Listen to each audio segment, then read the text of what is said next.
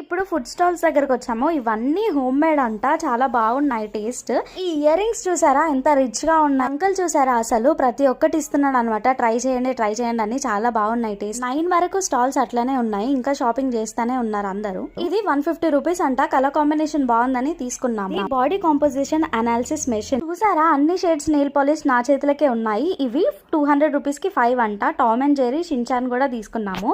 ఇవన్నీ key chains మాకు ఒకటి 150 పడింది అనమాట.